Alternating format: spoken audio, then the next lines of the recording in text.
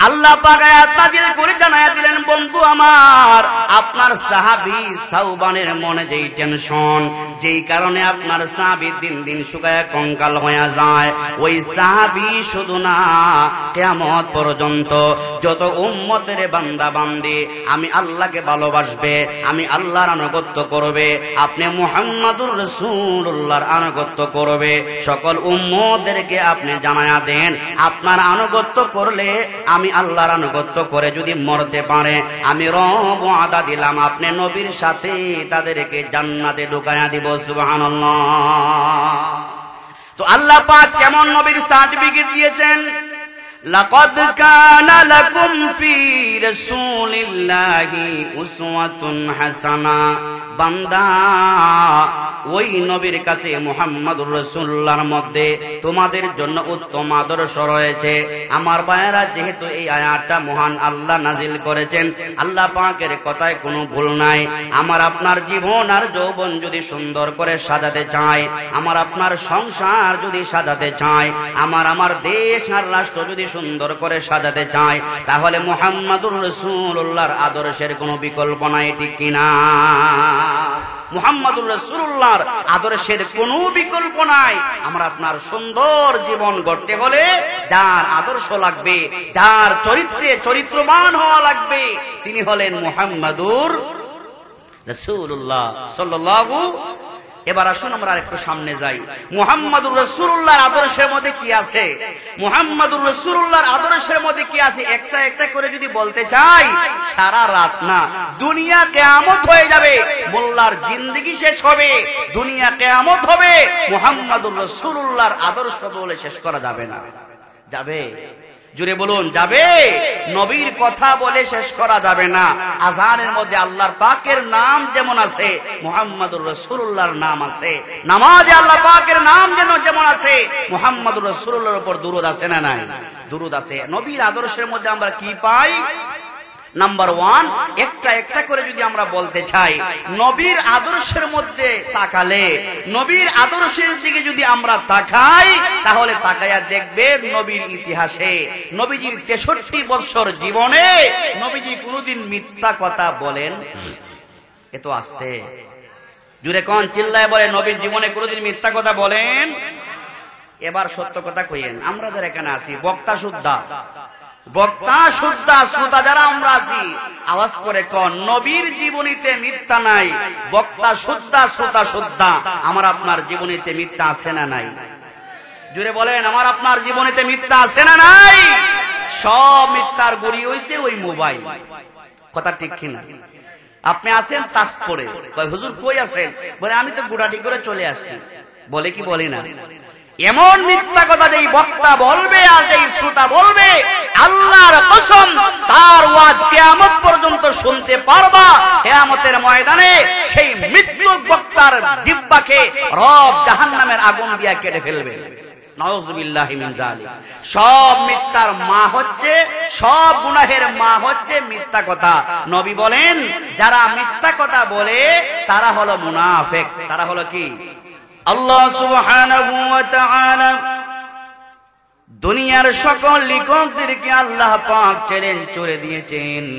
দুনিয়ার সকল দার্শনিকদেরকে, বৈজ্ঞানিকদেরকে আল্লাহ পাক চ্যালেঞ্জ করে আল্লাহ বলে দিয়েছেন, যালিকাল কিতাবু লা রাইবা ফীহি হুদাল লিল মুত্তাকিন। আমার ইমানদার মুসলমান ভাইয়েরা, আমার আপনার প্রত্যেকের ঘরে আল্লাহর কোরআন আছে। এমন কোরআন আমাদের ঘরে আছে, রব স্পষ্ট ভাষায় জানিয়ে দিয়েছেন, যালিকাল কিতাব লা রাইবা ফি লা শাক্কা ফি। বান্দা বান্দি ভালো করে শুনে রাখো, যেই কোরআন তোমাদের ঘরে আছে, মনে রাখবা ওই কোরআন আমি রব জিবরিল আমিনের মাধ্যমে নাজিল করেছি।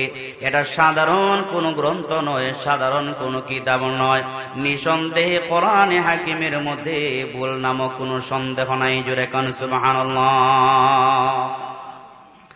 তাহলে আমার ইমানদার ভাইয়েরা, যেই কোরআনে কোনো ভুল নাই, যেই কোরআনে ভুলের কোনো অবকাশ নাই, ভুল হওয়ার কোনো সন্দেহ পর্যন্ত নাই, ওই কোরআনের আলোচনা যদি আমরা শুনি, ওই কোরআন যদি আমরা রাত্রে দিনে তেলাওয়াত করি, আওয়াজ করে বলেন আমাদের আমল নামায় সওয়াব জমা করে দিবেন কে? কোরআন এটা ঐশী গ্রন্থ, মুসলমানদের জন্য চূড়ান্ত গাইডলাইন, প্রেসক্রিপশন, মানব জাতির সংবিধান আল্লাহ নাজিল করে দিয়েছেন। কোরআন হলো আমাদের সকলের সংবিধান।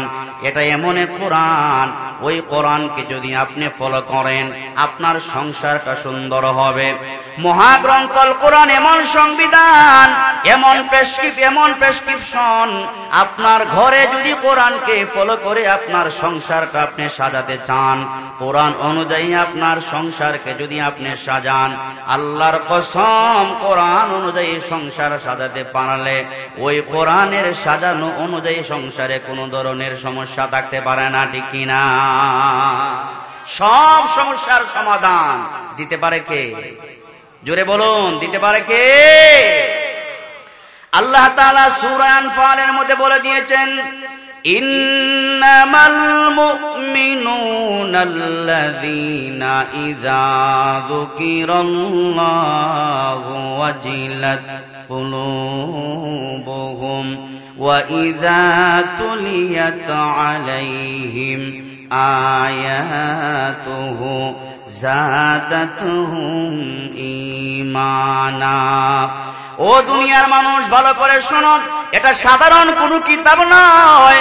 তুমি যদি পারফেক্ট ওয়ালা মুমিন হতে চাও, সত্যিকারের মুমিন যদি আমি আপনি হতে চাই, আল্লাহ পাকের কাছে গ্রহণযোগ্য মুমিন আমরা হতে চাই কি চাই না?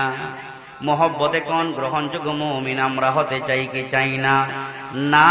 নামে মুমিন হতে চাই না, রবের কাছে গ্রহণযোগ্য মুমিন যদি আমরা হতে চাই, আল্লাহ বলেন বান্দা গ্রহণযোগ্য মুমিন হতে চাইলে তুমি বেশি করে কোরআন তেলাওয়াত করবা।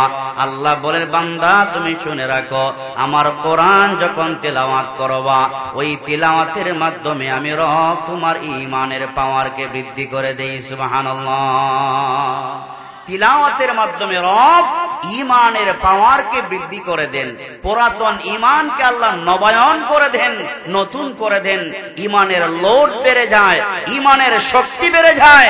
সুতরাং আমাকে আপনাকে ঈমান তাজা করতে হলে রাসূল পাক সাল্লাল্লাহু আলাইহি ওয়াসাল্লাম বলেন, লোহা যেমন পানিতে পড়ে থাকলে ময়লা হয়ে যায়, জং লেগে যায়, দুর্বল হয়ে যায়, ঠিক তেমনি ভাবে মানুষের যে কলব আছে, অন্তর আছে, সেই অন্তর ময়লা যুক্ত হয়ে যায়। সেই ময়লা যুক্ত অন্তরকে পরিষ্কার পরিচ্ছন্ন করার দুইটা মাধ্যম রাসূল আরবি বর্ণনা করেছেন। নাম্বার 1, এক নাম্বার হলো মৃত্যুকে বেশি বেশি স্মরণ করা। কোন বিষয়? একটু আস্তে না জোরে কোন বিষয়? আমার আপনার কল যদি পরিষ্কার পরিচ্ছন্ন করতে চাই, আল্লাহর হাবিব বলেন অন্তর যাদের মরিচিকা লেগে দুর্বল হয়ে গেছে, গুনাহযুক্ত হয়ে গেছে, গুনাহযুক্ত ঈমানকে ভালো করার জন্য, পাক সাফ করার জন্য নাম্বার 1 বেশি করে মৃত্যুকে স্মরণ করা। সত্যিকারের মুমিন যখন মৃত্যুকে স্মরণ করবে, ওই মানুষটা কোনোদিন পাপের কাজে লিপ্ত হইতে পারে না। ঘোষণা মোল্লার না আল্লাহ। এটা মোল্লার ঘোষণা না, কার ঘোষণা? আল্লাহ পাকের ঘোষণা। মৃত্যুকে বেশি বেশি স্মরণ করবা, পাপের কাজে জড়িত হওয়ার কোনো সাহস আপনার থাকবে না। চুরি করবেন, চুরির আগে আপনার মিজাজ মনকে জিজ্ঞেস করেন, মন কার মাল চুরি করবা?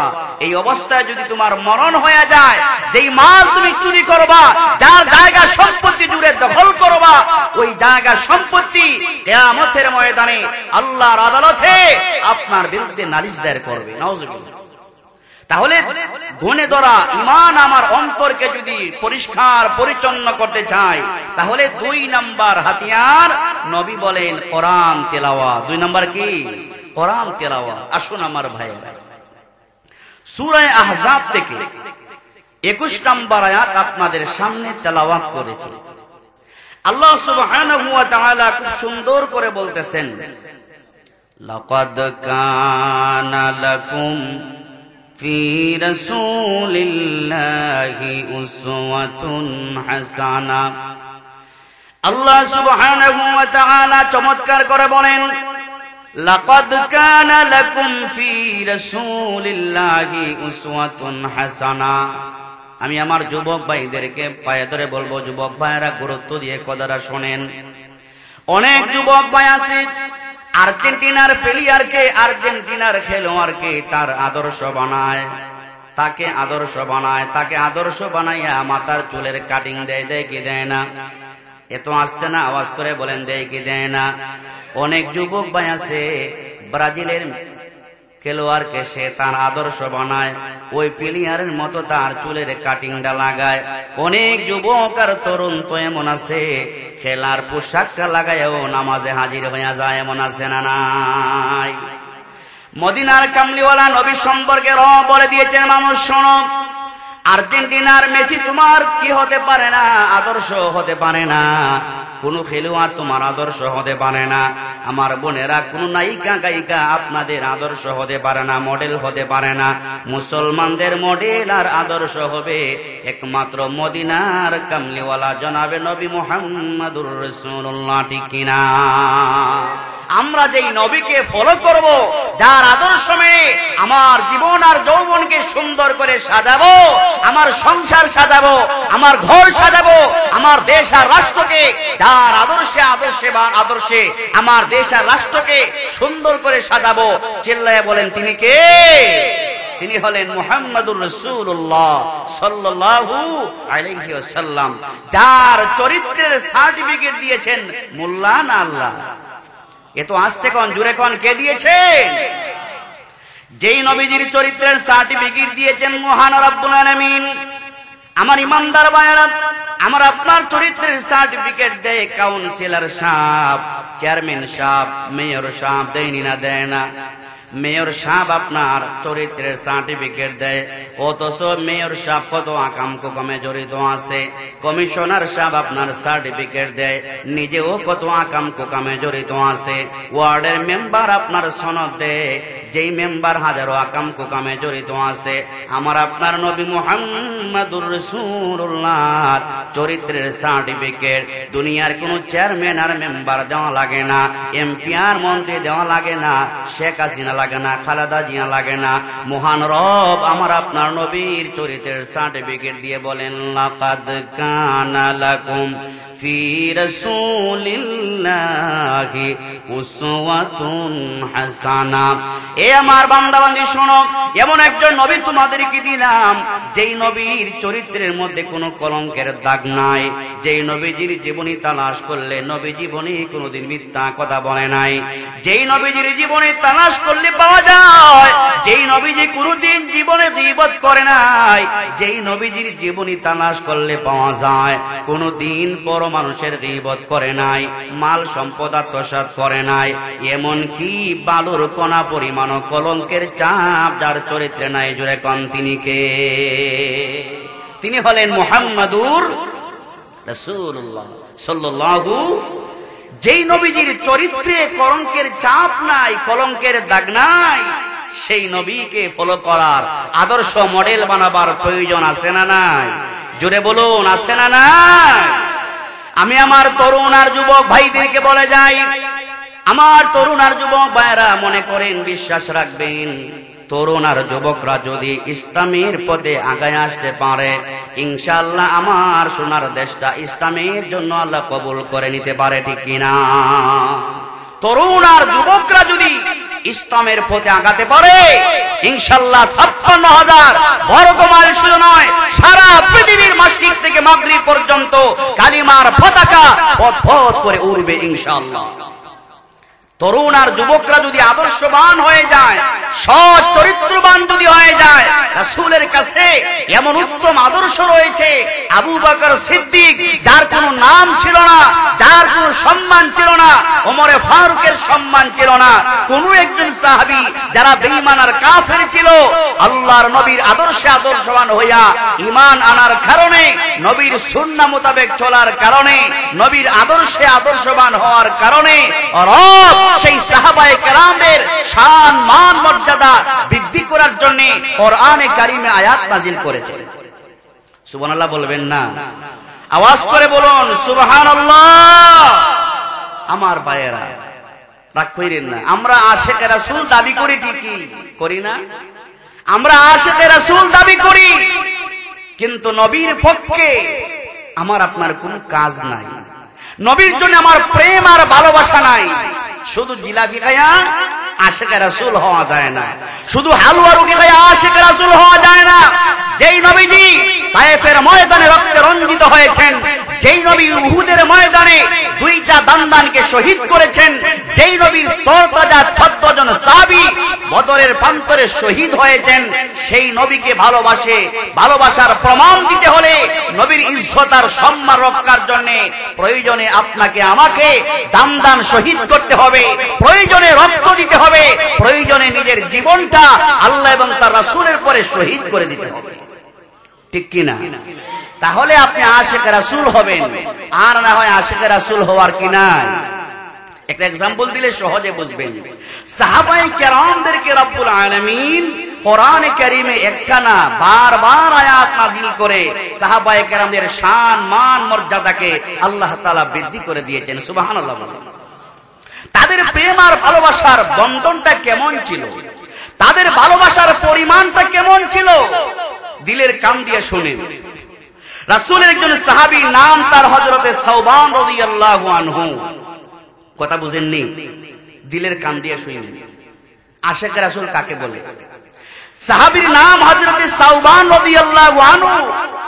রাসূলের জন্য তার এত প্রেম আর এত ভালোবাসা। শরীরের স্বাস্থ্য ভালোই ছিল, চেহারা রং ভালোই ছিল, কিন্তু কিছুদিন যাবত রাসূলের সাহাবী হযরতে সাওবান দিন দিন উনি শুকিয়ে কঙ্কাল হয়ে যাচ্ছেন, চেহারা রং মলিন হয়ে যাচ্ছে, চেহারা শুকিয়ে একদম জীর্ণ শীর্ণ কঙ্কাল হয়ে যাচ্ছেন। রাসূল তো আর আমার আপনার মতো নেতা না, কর্মীরা রাজপথে গুলি খায়া মারা যাবে আর নেতাজি বাসায় আরামে ঘুমাবে। রাসূল কি এমন নেতা ছিলেন? আরে আওয়াজ করে চিল্লায় বলেন, রাসূল কি এমন নেতা ছিলেন? এমন নেতা ছিলেন রাসূল। ওই নেতা ছিলেন যিনি সাহাবায়ে কেরামদের সাথে নিজে যুদ্ধের পোশাক পরিধান করে জিহাদে উনি সেনানায়ক হয়েছেন। সুবহানাল্লাহ। সাওবান দিন দিন শুকায় কঙ্কাল। মায়ার সুরে জিজ্ঞেস করলেন কলিজা টুকরা সাহাবী সাওবানকে, সাওবান, স্বাস্থ্য তো ভালোই ছিল, চেহারা রং ভালোই ছিল, কিন্তু বুঝতে পারলাম না ইদানিং কালে কিছুদিন যাবত তুমি শুকিয়ে কঙ্কাল হয়ে যাচ্ছ, তোমার শরীরে কোনো গোশত নাই, তাকায়া দেখলাম শুধু হাড্ডি আর হাড্ডি, কেন তুমি শুকিয়ে কঙ্কাল হয়ে যাচ্ছ? প্রশ্নটা বুঝেন। নবীর সাহাবী আবার জবাব দিলেন, ইয়া রাসূলুল্লাহ, ইয়া হাবিবাল্লাহ, ওগো আল্লাহর নবী, আমি কেন শুকায়া কঙ্কাল হয়ে যাচ্ছি, ঘটনা কি বলবো? নবীর সাহাবী হযরতে সাওবান কাঁদে আর বলে, ইয়া রাসূলুল্লাহ, আমি দুনিয়ার জন্য আমি শুকায়া কঙ্কাল হই না, ওগো আল্লাহর নবী, আমি শুকায়া কঙ্কাল হয়ে যাচ্ছি এই কারণে, ইয়া রাসূলুল্লাহ, দুনিয়ার জিন্দেগিতে আপনার কাছে আমি যতক্ষণ পর্যন্ত থাকি আমার মনে কোনো টেনশন থাকে না, আমার দিলে কোনো প্রকার অশান্তি থাকে না। নবী আমার, আপনার খেদমত থেকে যখন আমি সাওবান বাড়িতে চলে যাই আমার ভিতরে পেরেশানি আরম্ভ হয়, আমার বড় কষ্ট লাগে। নবী আমার, আমি আর ঘরে বসে থাকতে পারি না, সব রকমের পেরেশানি লইয়া আপনি মুহাম্মাদুর রাসূলুল্লাহর নূরানী চেহারার দিকে যখন আমি তাকাই, আল্লাহর কসম, আল্লাহর কসম, আপনার নূরানী চেহারার দিকে তাকানো মাত্রই আমি সাওবানের ভিতরের সব রকম পেরেশানি দূর হয়ে যায়।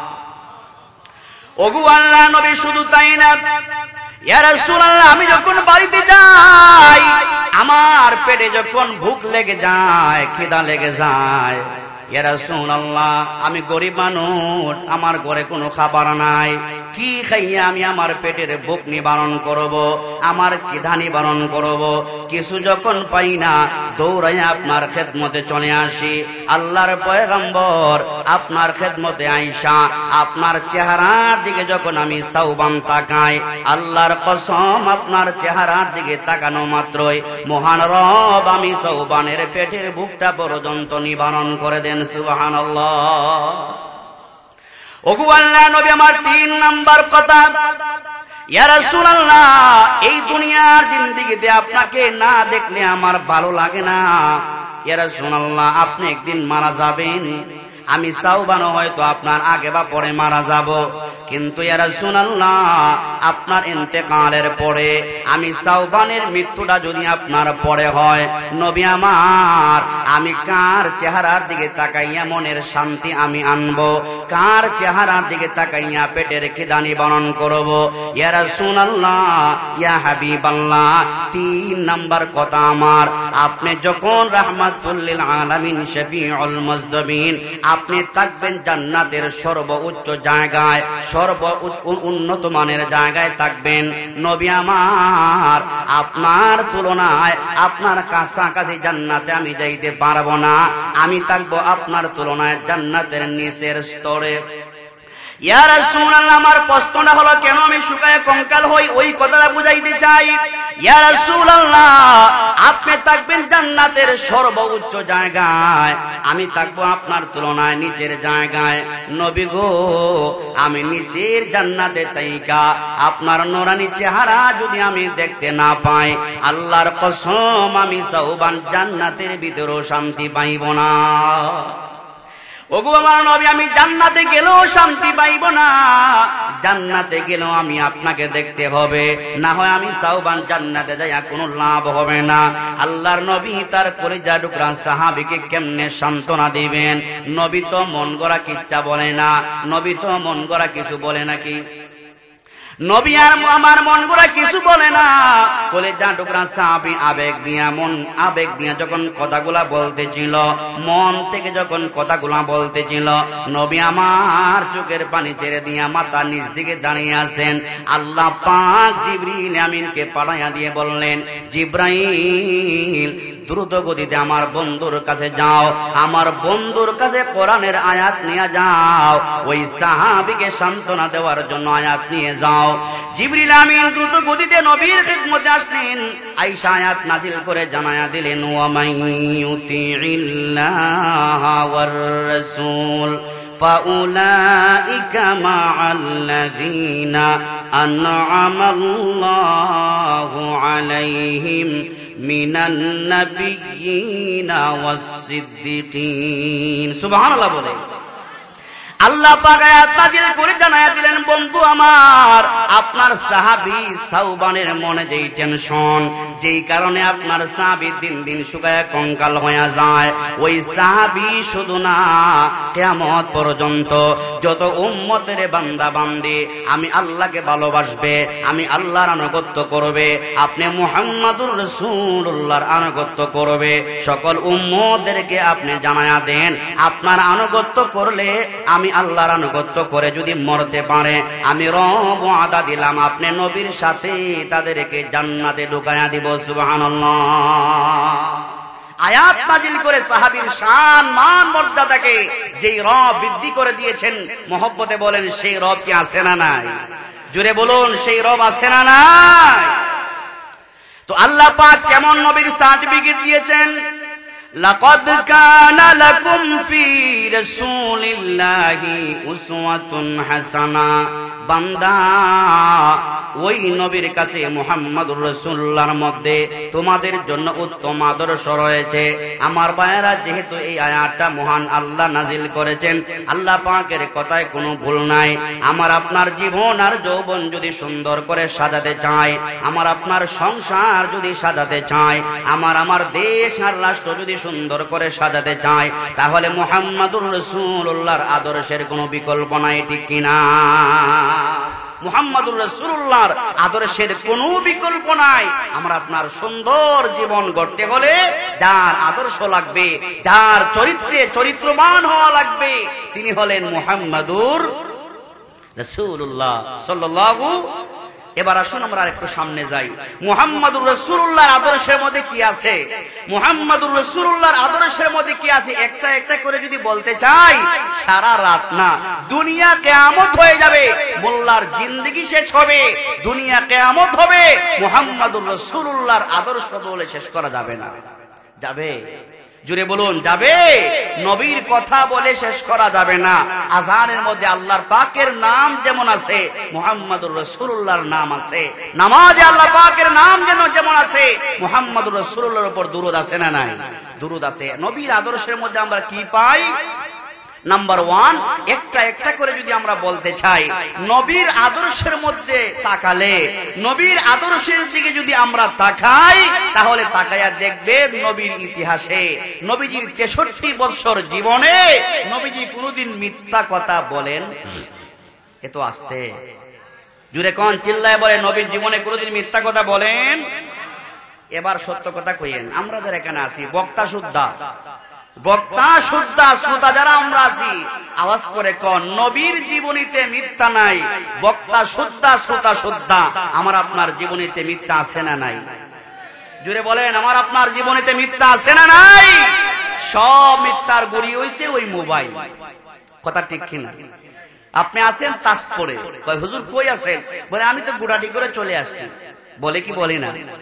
এমন মিথ্যা কথা যেই বক্তা বলবে আর যেই শ্রোতা বলবে, আল্লাহর কসম তার ওয়াজ কিয়ামত পর্যন্ত শুনতে পারবা।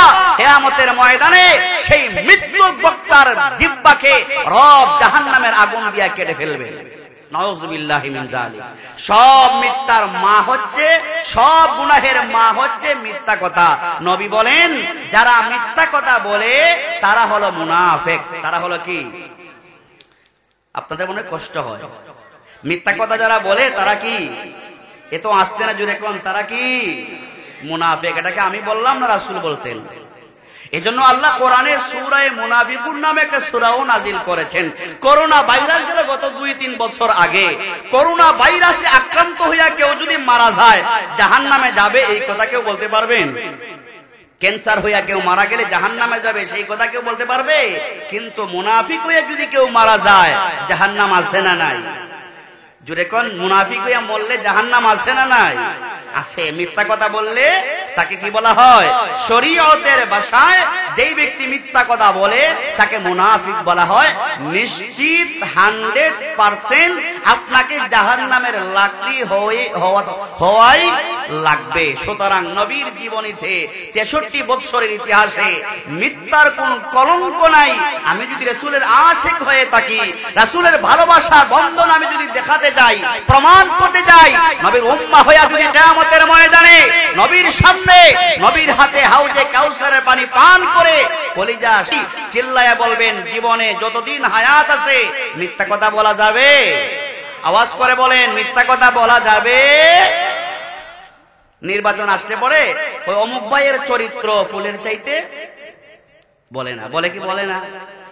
যে ভাইয়ের চরিত্রের কথা বলতেছেন আপনি ভালো করে জানেন, ভাই রাত্রে হইলে মদ পান করা ছাড়া তার ঘুমে ধরে না। এমন আছে না নাই? আরে নির্বাচনে যারা প্রার্থী হয় মদ না খাইলে ঘুমে ধরে না, এই এমন প্রার্থী আছে না নাই? তো আপনি যে আপনার ভাইয়ের জন্য লাফালাফি করতেছেন, ভাইয়ের চরিত্র ফুলের চাইতে পবিত্র, ভালো করে জানেন সে মদকুর, সে জিনাকুর। আপনি জানার পরও আপনি তার বিরুদ্ধে সার্টিফিকেট দিচ্ছেন গলা ফাটায়া, তাইনের চরিত্র ফুলের চাইতে পবিত্র। আপনি মিথ্যুক না? আপনি মিথ্যুক না? তাহলে মিথ্যাবাদী মুনাফিক, তার নিশ্চিত জাহান্নাম। কথা বলতে সাবধানতা অবলম্বন করার দরকার আছে না নাই? কথা বলতে হলে সাবধানতা অবলম্বন করার দরকার আছে না নাই? অবলম্বন করতে হবে। আপনারা বলবেন, হুজুর মিথ্যা কথা যখন বলবো আপনি তো আর কাছে থাকবেন না। আমি কি কাছে থাকবো?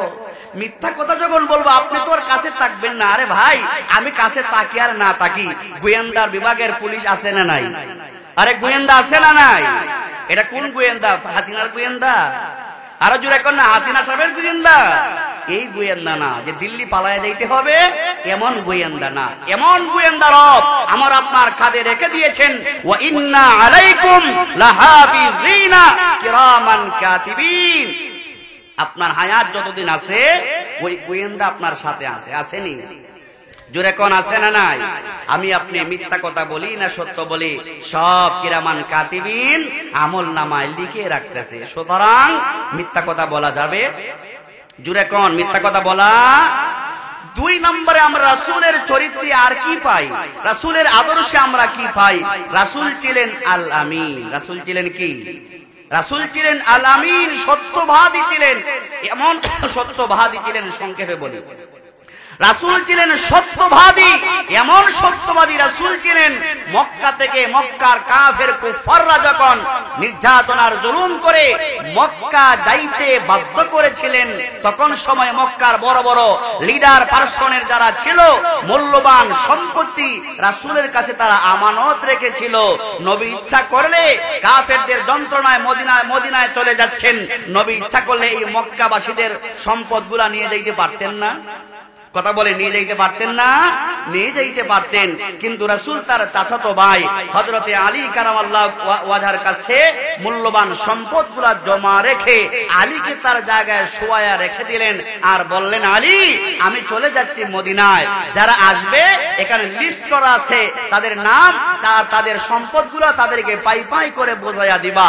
আমরা আশিকে রাসূল দাবি করি, নবীর উম্মাহ যদি আমরা দাবি করি, কিয়ামতের দিনে নবীর সত্যিকার উম্মত হইয়া দাঁড়াতে চাইলে আমাকে আপনাকে আমানতদারি পালন করার দরকার আছে না নাই? যদি কেউ আমানত রাখে, সেই আমানতের খেয়ানত করা যাবে? জোরে বলেন, আমানত রাখলে আমানতের খেয়ানত করা যাবে? আমানতের খেয়ানত করা যাবে না। অনেক জায়গায় পত্রিকার হেডিং আসে, অমুক মসজিদের মুতাওয়াল্লি সাহেব মসজিদের 1 কোটি টাকা আত্মসাৎ করেছেন। আসে না? আসে কি আসে না? পত্রিকায় হেডিং আসে, আমি আপনাদের কাউকে বলতেছি না, পত্রিকায় হেডিং আসে, অমুক সিটি মেয়র সাহেব রাষ্ট্রীয় সম্পদ এত হাজার কোটি টাকা দিয়ে বাহিরে উনি বাড়ি নির্মাণ করেছেন। এমন আসে কি আসে না? জুড়ে বলুন, এমন আসে কি আসে না? রাসূলের উম্মত দাবি করলেই হয় না। রাসূল যেমন আমানতদার ছিলেন, আমাকে আপনাকে এমন আমানতদার হওয়ার দরকার আসেনি? জুড়ে কোন এমন আমানতদার হওয়ার দরকার আছে না নাই? আমাকে আপনাকে আমানতদার হতে হবে। রাসূলের আদর্শে আমি আরেকটা বিষয় বলতে চাই। রাসূলের জীবনীতে রাসূলের বিবি ছিলেন হযরতে আয়েশা রাদিয়াল্লাহু আনহা। হযরতে আয়েশা বলেন, রাসূলের মধ্যে এমন উত্তম আদর্শ ছিল, আল্লাহর নবী যখন হুজরাখানায় ঢুকতেন, নবী নিজে আমি আয়েশাকে সালাম দিয়া ঢুকতেন। সুবহানাল্লাহ, সবাই বলার দরকার নাই। বলে, হুজুর যা কইবেন তো আপনিই কইবেন, আপনি তো আর মিথ্যা কথা কইবেন না, যেহেতু আপনি ইমাম সাহেব মানুষ, যা কইবেন তো আর সত্যই কইবেন, আর আপনিই কষ্ট করেন, যা কষ্ট করে আপনিই করেন, আমাগুলো একটু আরামে বসতে দেন। এই মনোভাব নিয়ে বইছেন না। মাঝে মধ্যে সুবহানাল্লাহ আলহামদুলিল্লাহ বলার দরকার আছে না নাই? জোরে বলুন, দরকার আছে না নাই? দরকার আছে। না হয় আপনারা ঘুমে আছেন না সজাগ আছেন, কবরস্থানে আছেন না গুরুস্থানে আছেন না কোন জায়গায় আছেন তাও তো বুঝবার পারবেন না, এই জন্য মাঝে মধ্যে আওয়াজ দিবেন। সুতরাং নবী আয়েশার ঘরে যখন ঢুকতেন, কি দিয়া ঢুকতেন? আরো জোরে এখন, কি দিয়া ঢুকতেন? আর আপনারা যারা বিবাহ করেছেন, হয়তো কেউ থাকতে পারেন সালাম দিবে দূরের কথা, ঘরে ঢোকার সময় নিজের বউরে 3টা গালি দিয়ে ঢুকে। আছে না নাই? তো কইবি অমুকের মা গরো আসক্তি বলে কি বলে না? এটা কি নবীর আদর্শ? আপনি ঘরে ঢুকবেন, নবীজি সালাম দিয়া ঢুকতেন। সুবহানাল্লাহি ওয়া বিহামদি। রাসূলের উম্মত দাবি করেন, যারা বিবাহ করেছেন বুকে হাত দিয়া বলুন তো দেখি, নিজের প্রিয়তমা বিবিকে কয়দিন সালাম দিবেন? হ্যাঁ? আম্মা জান হযরতে আয়েশা বলেন, দুনিয়ার মানুষ শোনো, আপনারা হাইছেন না, হাসার কথা না, অনেকের দাড়ি পর্যন্ত সাদা হয়ে গেছে। বাবাজি বুকে হাত দিয়া বলতে পারবেনি কয়দিন বিবিকে সালাম দিছেন? তাবিজের জন্য হুজুরের কাছে দৌড়ায়, বিবির সাথে যখন ঝগড়া লাগে হুজুরের কাছে দৌড়ায়, ইমাম মুয়াজ্জিনের কাছে যায়, বলে হুজুর কি হইছে ভাই? বলে, বিবি তো আমার কথা শুনে না, আমার কথা শুনে না, ভালোবাসে না, মোটা করে 1 কেজি ওজনওয়ালা একটা তাবিজ দিয়া দেন, আমার বিবির গলায় ঝুলাইয়া দে, বিবি যেন ভালো হইয়া যায়। 1 কেজি ওজনওয়ালা তাবিজ লাগবে না, 2 কেজি 5 কেজিওয়ালা তাবিজের দরকার পড়বে না। আল্লাহর কসম করে বলে যায়, আপনি যখন ঘরে ঢুকবেন, আল্লাহর নবীর সুন্নাহ যদি আপনি ফলো করেন, আমি যদি ফলো করি, আপনি ঘরে ঢোকার সময় সালাম দিয়া ঢুকেন, আপনার বিবিকে সালাম দেন। নবী বলেন, সালামের মাধ্যমে আপনি এবং আপনার বিবির মধ্যে আল্লাহ মহব্বতের বন্ধন লাগাইয়া দিবে। সুবহানাল্লাহ। ওই ইমানদার বারা, শুধু আমার বিবি না, এই সালামের মাধ্যমে ডাকাতকে বন্ধু বানানো যায় কি যায় না? এই সালামের মাধ্যমে শত্রুকে বন্ধু বানানো যায়। যেই লোকটা আপনার শত্রু, তাকে বারবার সালাম দিবেন, দেখবেন আল্লাহ নবীর সুন্নাহ মিথ্যা হতে পারে না। আপনার শত্রুকে যদি বারবার সালাম দিতে পারেন, সালাম মানে কি? আসসালামু আলাইকুম ওয়া রাহমাতুল্লাহ। অনেক ভাই তো এমন আছে নির্বাচনের সালাম দেয়, সালাম আলাইকুম। কের সালাম দেয়? নির্বাচনের সালাম। সালামটা পর্যন্ত শুদ্ধ করে দেন, আছে না নাই? আসসালামু আলাইকুম, এটা কি সালাম হইল? বুট নিতে আইছে, সালামটা শুদ্ধ করে বলতে পারে না, বুট নেওয়ার জন্য আসছে। যেই লোকটা সালাম শুদ্ধ করে দিতে পারে না, তাকে ভোট দিয়া যদি আপনি এমপি বানান, খুব ভালো হবে? ভালো হবে? ভালো হবে না। সে তো ভালো জিনিস বুঝবেই না, কি দিবে? নামাজের মধ্যে যেভাবে আমরা সালাম দেই, কথার কথা যেহেতু চলে আসছে, বলে দেই, আল্লাহর নবীর কাছে একজন সাহাবী হাজির হলেন। হাজির হইয়া বললেন আসসালামু আলাইকুম, এতটুকুন বললেন। নবী বললেন ওয়া আলাইকুমুস সালাম। আল্লাহর নবী বলেন মহান রব তাকে 10টা নেকি দিয়েছেন। 2 নম্বরে আরেকজন সাহাবী যায় বলে আসসালামু আলাইকুম ওয়া রাহমাতুল্লাহ। নবী সালামের জবাব দিয়ে বললেন আল্লাহ তাকে 20টা নেকি দিয়েছেন। 3 নম্বরে আরেকজন সাহাবী আয়েশা বলেন আসসালামু আলাইকুম ওয়া রাহমাতুল্লাহি ওয়া বারাকাতু। নবী আমার সালামের জবাব দিয়ে বললেন মহান রব তাকে 30টা নেকি দিয়েছেন। সুবহানাল্লাহ। তাহলে আমার ভাইরা, আমরা যখন সালাম দিব, পুরা সালাম দিব আসসালামু আলাইকুম ওয়া রাহমাতুল্লাহি ওয়া বারাকাতু। আমার ভাইরা, আশিক রাসূল দাবি করলেই হবে না।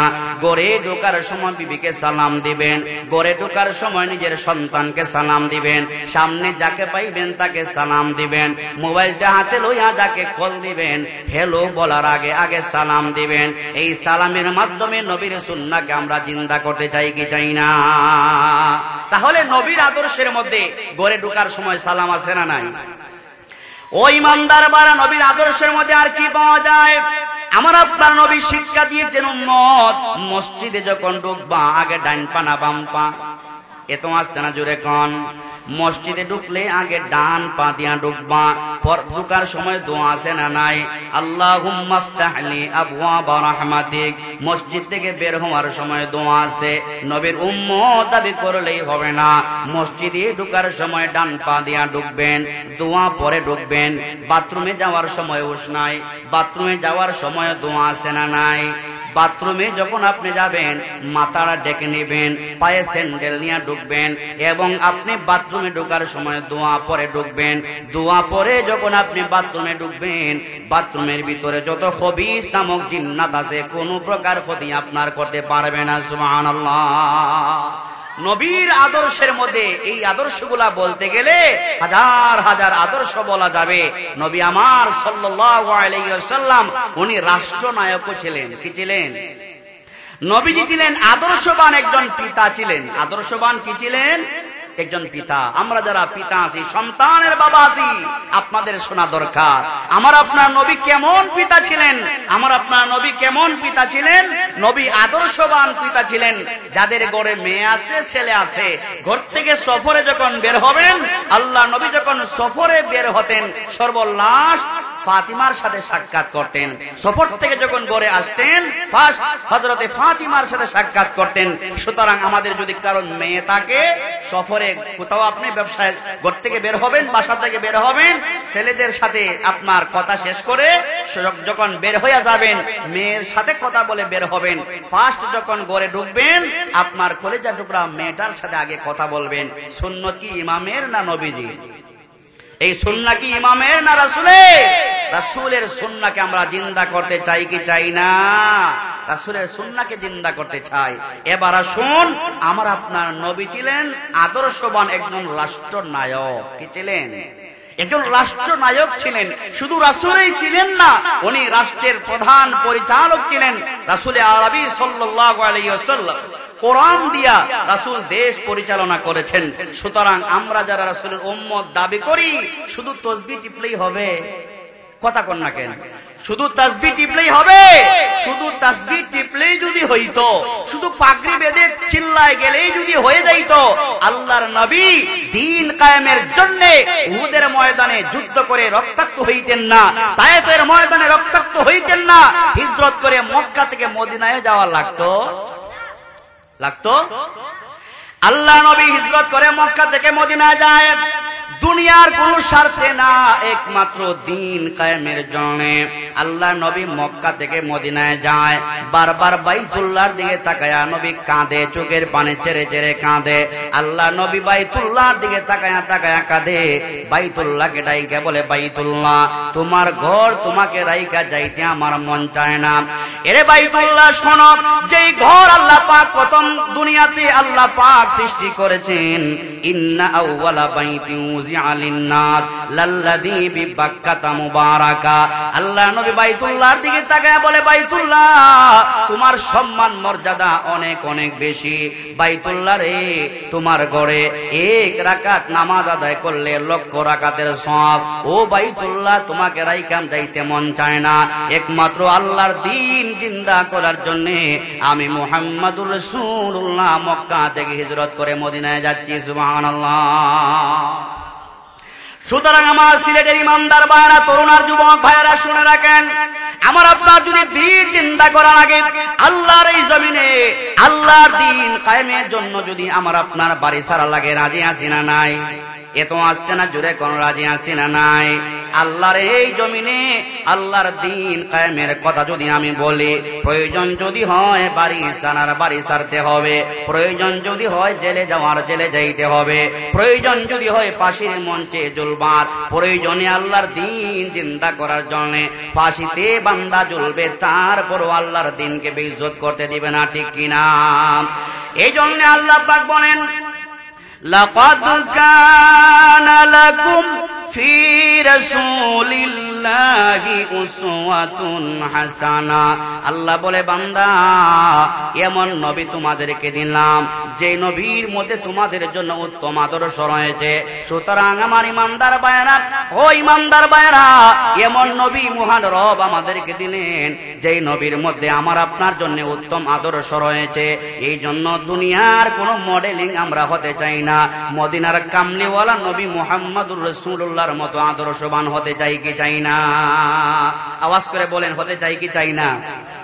আমাদের মেহমান চলে আসছেন, এজন্য আমি তো মেজবান এখানেরই, ঠিক না?